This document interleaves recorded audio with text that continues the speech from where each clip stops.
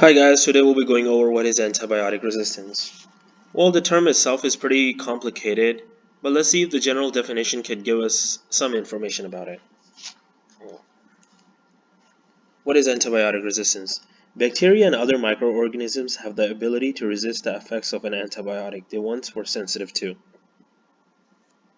Yes, it gives some information, but the whole big picture is still missing. So let's get down to the basics of it. We usually have an image of small, devilish creature bouncing around with green bodies when bacteria is utter. But in reality, they're much, much worse. So what is bacteria? Bacteria is a single-cell creature that's found everywhere on Earth. It can be on any surfaces, including doorknobs, touchscreens, phones, even on your skin, and in your stomach. Fortunately, those that are in our body are the good guys. Well, most of the time. But on the other hand, bad bacteria could cause numerous diseases ranging from food poisoning to infections. But hey, you managed to survive this invasion via your dreaded enemy, known as drugs, specifically antibiotics, as you can see, this little hero right here. Antibiotic is a type of drug that kills bacteria. The most famous kind you may have heard of is penicillin, that is very lethal to many species of bacteria. So hooray for humankind because we finally found a lethal weapon against the bacteria that are in our body. Penicillin is categorized as antibiotics, which is a type of drugs that slow or stops the growth of bacteria in our body. In other words, it is sort of a pesticide. It usually used as a helper to immune system when the greenish devils are too much for our body to handle. So how do they work?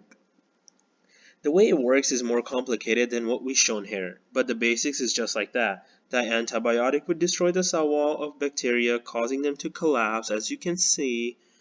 In a way, the antibiotic is an acid to bacteria's skin. Imagine what would happen if all of the walls in your house goes down. Bam, no more house. Just like that. Antibiotic destroy the cell wall, that means there is no more multiplication of bacteria and bacteria dies and vanishes from your body. Unfortunately for us, bacteria is quite a fighter. Penicillin's once horrifying capabilities soon become obsolete, as it kills less and less of the bad guy. This is what we call antibiotic resistance. Antibiotics comes in many forms, but based on the name, you may be able to conclude that the bacteria has gained the ability to resist antibiotics. But how? Well, one is through mutation, the other using too much antibiotics. This lies in the nature of bacteria itself.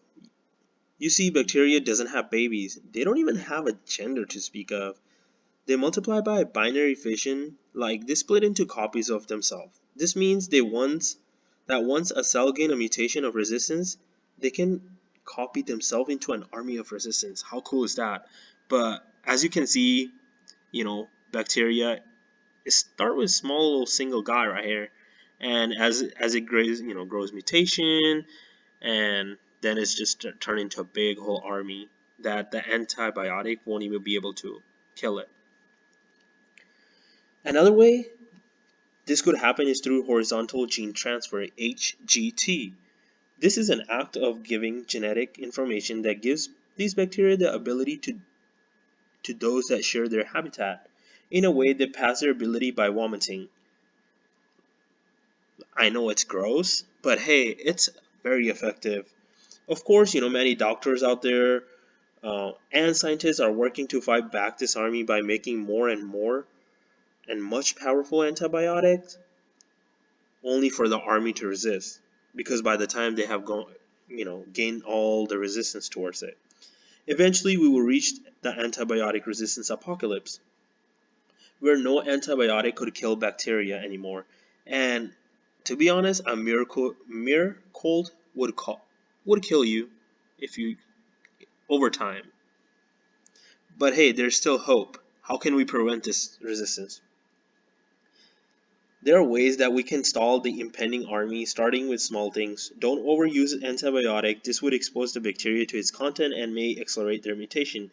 So don't abuse antibiotics when you don't need it. So if it's a small little cold, don't just go running down to CVS Pharmacy, Walmart, or Walgreens.